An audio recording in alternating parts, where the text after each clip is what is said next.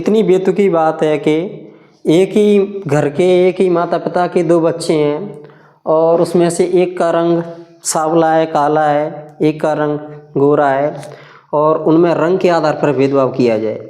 ये चैप्टर इसी के बारे में था। यही समझाया गया था इसमें कि नेल्सन मंडेला ने कैसे काले लोगों की आवाज़ उठाई। तो मैं बता दूं मैं कि अफ्रीका में चलता था रंग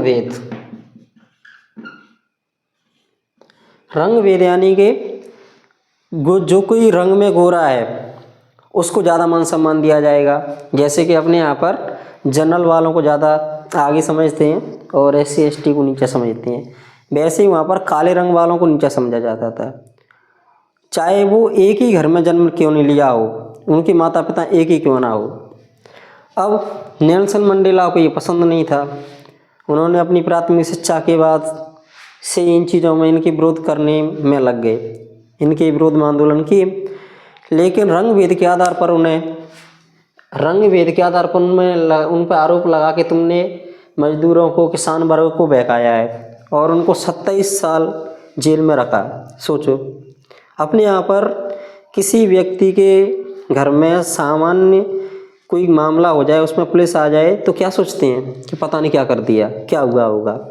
और इंसान ये समझता है कि मैं मजाक का पात्र बना, मेरा अपमान हो गया, लेकिन ऐसा कुछ नहीं है। तुम इतिहास में पाओगे कि 95% क्रांतिकारी तुम्हें जेलों में मिलेंगे, यानी कि उन्होंने अपना कुछ न कुछ समय तो जेल में बिताया है। महात्मा गांधी तक जेल में रहे, तो इसमें कोई बड़ी बात नहीं है।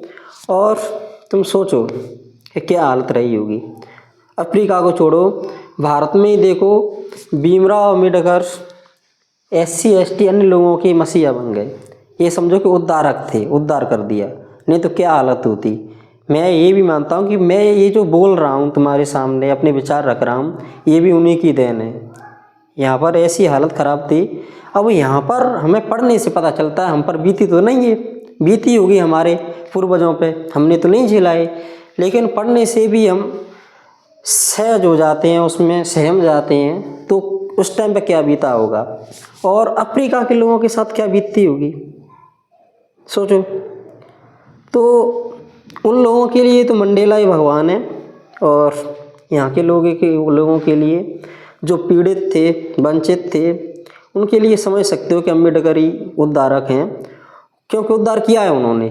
मान सम्मान देने की बात आए तो एक तरफ से उनके लिए जितना मान सम्मान दो उतना कम है, क्योंकि उन्होंने वो काम कर दिखाया जो किसी दैविक शक्ति नहीं कर पाई।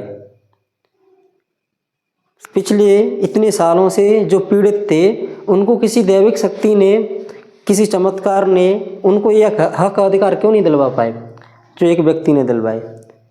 तो जो समझदार हैं वो तो समझते हैं, और